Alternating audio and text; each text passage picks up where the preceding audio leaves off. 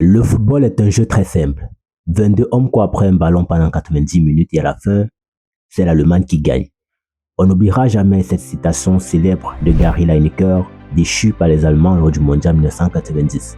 À cette époque déjà, l'Allemagne était une menace constante pour toute équipe qui aurait osé se dresser sur leur chemin.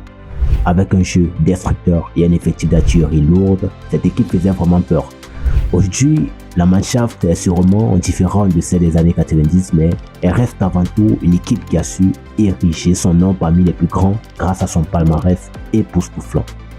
Dominatrice non seulement en compétition continentale mais aussi intercontinentale, ça reste une des meilleures équipes mondiales parmi les plus titrées, se définissant avec un style de jeu bien défini et renaissant à chaque fois en essuyant les périodes sombres de son histoire. À quelques jours avant le début de l'Euro, c'est l'occasion de présenter un grand favori éternel de la compétition. À domicile pour cette édition, la Mannschaft compte bien redevenir la Mannschaft tant connue.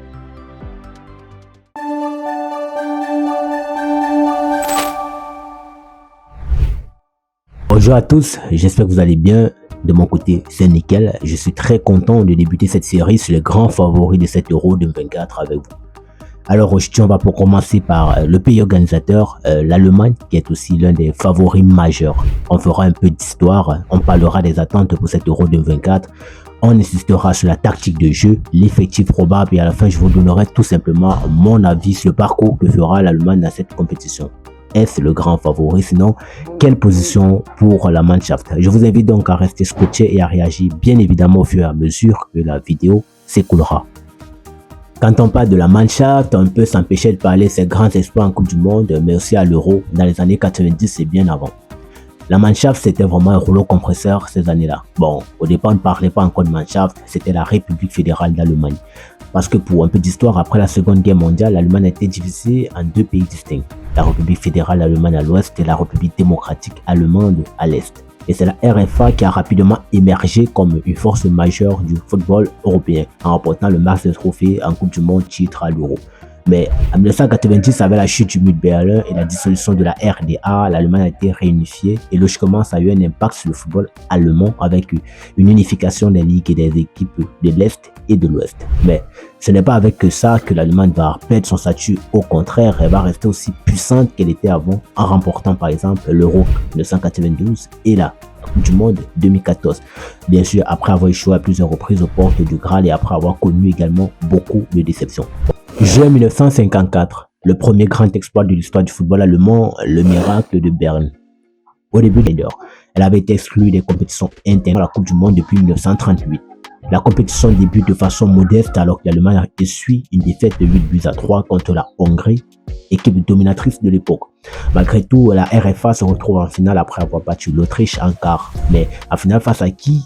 Face à la Hongrie une fois de plus. Alors là, on se dit c'est mort, c'est plié. L'Allemagne va se faire écrabouiller, sauf que Sepp Herberger, l'entraîneur de l'époque, n'a pas dit son dernier mot. Et c'est Helmut Hahn, l'attaquant de l'époque, qui va éteindre les espoirs de la Hongrie avec un doublé, y compris le but décisif. À la surprise de tous, l'Allemagne l'emporte 3-2 avec 2 buts dans les 6 dernières minutes du match. C'est le début d'une nouvelle ère de succès pour le football ouest-allemand, symbolisé par la résilience et la détermination face à l'adversité. Juin 1972, le premier championnat d'Europe. Après l'exploit de Berne en 1954, l'Allemagne n'a plus gagné de trophée majeur et compte bien en gagner quelques-uns encore. Contrairement au mondial 1954, elle commence la compétition sur les chapeaux de roue en terminant première de son groupe de qualification. Bon, rappelons que l'Euro 1972 était la 3e édition du championnat d'Europe de football de l'UEFA et pour la première fois, la phase finale du tournoi se déroulait en phase à élimination directe avec uniquement 4 équipes participantes. Logiquement, l'Allemagne se retrouve à déni. Bon, la suite, ce sera un carnage parce qu'elle va étrier la Belgique 5-1 à score cumulé et atomiser l'Union soviétique en finale 3-1 avec des hommes forts comme Gerd Müller et Franz Beckenbauer. Aussitôt, des noms commencent à entrer dans l'histoire. Juin 1974, le premier titre à domicile. En juin 1974, l'Allemagne de l'Ouest accueille la Coupe du Monde pour la première fois depuis la réunification en 1954. L'équipe allemande a à cœur de remporter le titre devant son public et de poursuivre le succès du miracle de Berne de 1954. Tout au long de la compétition, les Allemands n'ont pas douté, survolant toutes les équipes. Au passage, la finale sera particulière étant donné qu'elle rencontre les Pays-Bas du grand Johan Cruyff, une des figures emblématiques de l'histoire du foot. Le match équilibré avec un Sepp Maier en grande forme, mais les Allemands se font peur au début en concédant le but sur penalty dans les premières minutes du jeu. Néanmoins, ils vont répondre en égalisant ce penalty et à la fin, c'est encore le grand Gerd Müller qui va éteindre les espoirs des Hollandais. C'est clair, Der Bomber entre dans l'histoire et devient l'un des joueurs les plus prolifiques de l'histoire du football allemand. L'Allemagne remporte son deuxième titre mondial et est plutôt sur une période de domination avec l'Euro gagné 2 ans plus tôt. Juin 1980, le deuxième titre continental.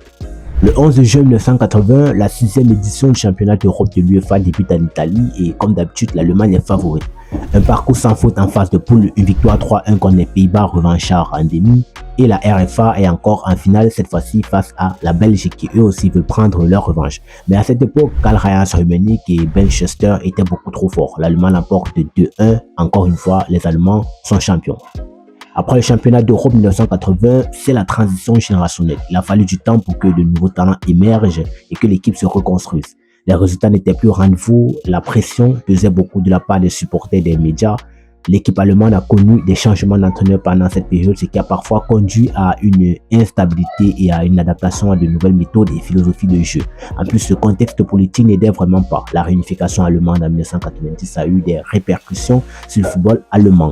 Il a fallu du temps pour intégrer des joueurs et les infrastructures des anciennes Allemandes de l'Ouest et l'Allemagne de l'Est, qui a eu une influence sur les performances de l'équipe nationale. Avec la montée en puissance des nations comme la France, l'Italie et les Pays-Bas, les Allemands avaient beaucoup de mal. Néanmoins, malgré cette période sans trophée majeur, l'Allemagne est restée une force compétitive sur la scène internationale, atteignant les demi-finales de la Coupe du Monde 1982, 1986 et 1990, ainsi que les demi-finales de l'Euro 1988. Juin 1990, le 3e titre de champion du monde. En juin, les Allemands se déplacent une fois de plus pour l'Italie en tant que grand favori de la Coupe du monde 1990. Comme à l'accoutumée, c'est un sans faute en phase de groupe, une victoire 2-1 sur les Pays-Bas en 8e de finale, une victoire 1-0 face à la Tchécoslovaquie en quart, une victoire au tir au but face à l'Angleterre en demi, laissant stupéfait un certain Gary Lineker qui nous a pondu la citation célèbre sur l'Allemagne. Le football est un jeu qui se joue à 11 contre 11 et à la fin, c'est l'Allemagne qui gagne. Confiant avant d'affronter les Argentins en finale avec des joueurs qui pétaient la forme, en l'occurrence Beckenbauer, Lothar Matthäus, les Allemands comptent bien glaner une nouvelle fois le titre continental face à l'Argentine du grand Diego Maradona. L'Argentine, dirigée par le capitaine Maradona, a adopté une approche défensive, cherchant à contrer des attaques allemandes et à créer des opportunités de contre-attaque. L'Allemagne de l'Ouest, quant à elle, a tenté de contrôler le jeu et de créer des occasions marquées, mais elle a rencontré une résistance acharnée de la part de la défense argentine. Jusqu'à cette faute de Roberto Sansini sur Rudi Völler à la 85e minute dans la surface de réparation. Les Allemands ne tremblent pas et Andreas Brehme prend ses responsabilités et convertit le penalty. Malgré quelques tentatives de l'Argentine en fin de match pour égaliser, l'Allemagne finit champion du monde et soulève le 3e mondial de son histoire dans le set de Rome le 8 juin 1990. Juin 1996, le premier titre de l'Allemagne unifiée. En 1996, l'Euro débute en Angleterre et les Allemands comptent bien essuyer la défaite face au Danemark en demi-finale de l'Euro 1992. La compétition se déroule plutôt bien pour les Allemands qui ne sont inquiétés qu'à partir de la demi-finale face à l'Angleterre. Comme au mondial 1996, le match se termine sur le score de 1 but partout et les deux équipes doivent se départager au tir au but après une prolongation vierge. Les Allemands réitèrent la performance et filent en finale où ils retrouvent la République tchèque. Ce sera une finale serrée à l'image du match face à l'Angleterre et on assiste à la première finale d'un championnat international où le but en or est utilisé. Coup du sort, à la 95e minute, Olivier Bierhoff marque le premier but en or de l'histoire du football. L'Allemagne célèbre son histoire, son 3e titre de champion d'Europe à Wembley. C'est décidé, l'Allemagne est la meilleure équipe européenne à ce moment. L'après-Euro 1996 a été une longue disette pour la Mannschaft qui a connu beaucoup de désillusions, beaucoup de joueurs partis, transition générationnelle et malgré des performances solides dans certaines compétitions, on assiste à des défaites inattendues et des éliminations précoces dans les tournois. C'est la disette, voire la malchance pour le football allemand. Élimination en phase de groupe de l'Euro 2000, finaliste de la Coupe du Monde 2002, élimination en phase de groupe de l'Euro 2004, demi-finaliste de la Coupe du Monde 2006. Tellement d'inconstance jusqu'ici et puis heureusement arrive l'année 2008. De 2008 à 2017, les Allemands ont atteint les demi-finales de toutes les compétitions majeures auxquelles ils ont participé. Mais le point majeur de cette série, c'est le couronnement à la Coupe du Monde 2014.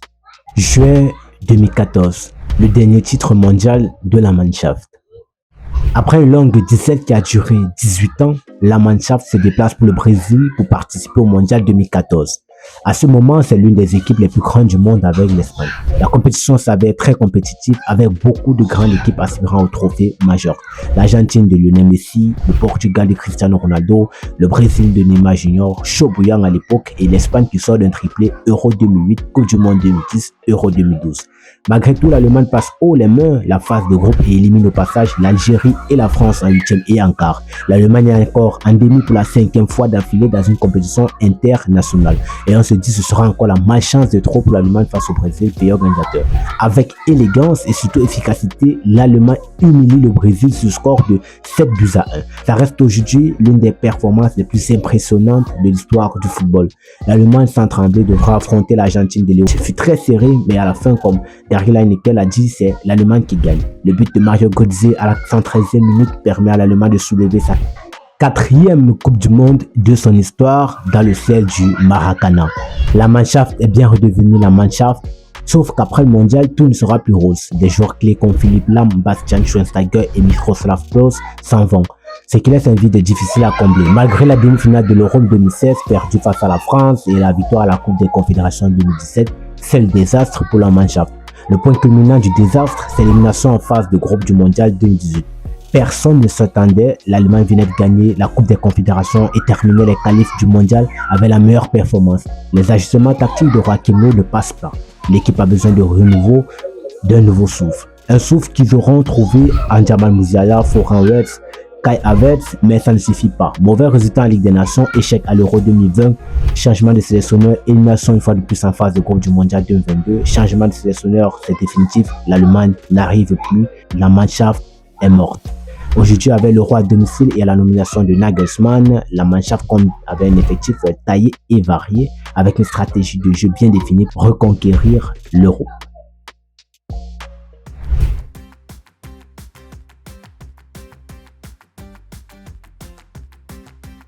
Avant les années 2000, la stratégie de jeu allemande était souvent associée à une approche pragmatique du football, mettant l'accent sur la solidité défensive, la discipline tactique et l'efficacité plutôt que sur le jeu flamboyant. La Mannschaft avait tendance à adopter un système de jeu plus traditionnel, souvent en utilisant une formation en 4-4-2 ou en 3-5-2. Les défenseurs centraux se positionnaient généralement en ligne avec eux, les latéraux fournissant un soutien sur les flancs. Des joueurs comme Franz Beckenbauer et Bertie Vogts mettaient clairement en lumière cette dynamique. Le milieu de terrain était souvent organisé de manière compacte, avec des joueurs travaillant dur pour récupérer le ballon et le distribuer efficacement. Le portrait craché de Lothar Matthäus. Les attaquants étaient souvent placés en pointe avec un attaquant pivot servant de point focal pour le jeu offensif, le rôle parfait de Gerd Müller. Les transitions étant souvent axées sur une approche plus directe, en pressant haut, puis en cherchant à exploiter rapidement les contre-attaques après avoir récupéré le ballon. Mais à partir des années 2000, cette approche a été révolutionnée, surtout avec l'arrivée de Jürgen Klinsmann et Joachim Löw.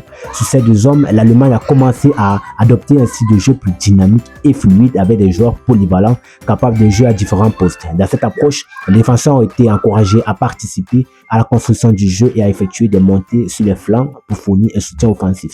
Le milieu de terrain étant souvent axé sur la possession de balles et la circulation rapide du ballon avec des joueurs capables de jouer des passes incisives et de créer des occasions de but. Le maestro Mesut Özil en est le parfait exemple et c'est l'un des joueurs clés de cette révolution de la Mannschaft. Quant aux attaquants, ça a été des profils mobiles et interchangeables avec une forte emphase sur le mouvement constant et la création d'espace pour exploiter les défenses adverses. Quoi de mieux pour décrire Miroslav Klose? Mais avec ce système, l'ADN restait le même, une approche proactive lors des transitions, récupérer rapidement le ballon et lancer des attaques rapides.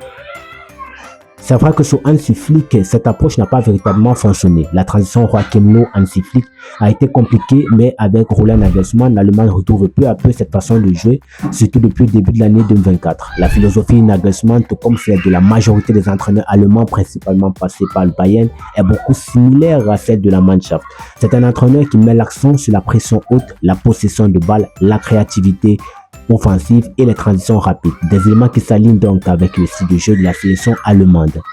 Nonobstant les récents matchs de l'Allemagne, tout porte à croire que pendant l'Euro, on aura a priori un 4-2-3-1, mais qui seront les 11 entrants?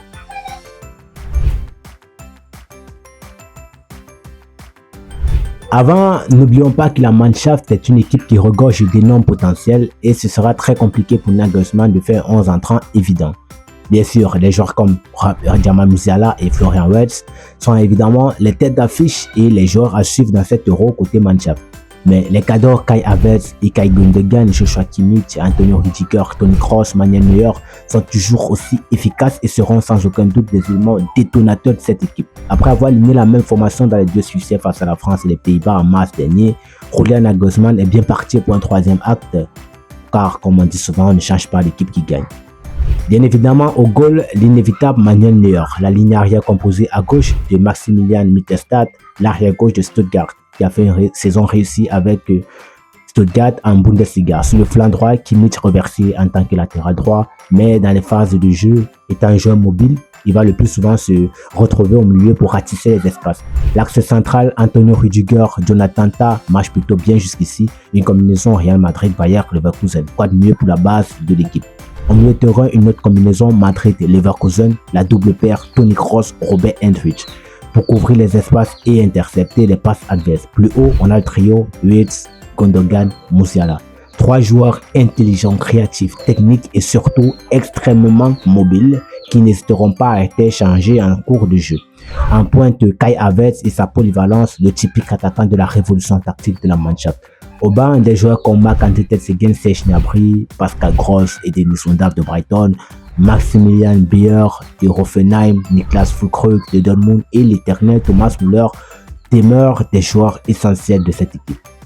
Sur le papier, ce n'est pas le meilleur effectif de cet Euro, mais ça reste un effectif bien structuré, suivant une discipline tactique bien définie et composé de joueurs de très haut standing qui profiteront à coup sûr de cette compétition pour mettre encore un peu plus la lumière sur leur talent.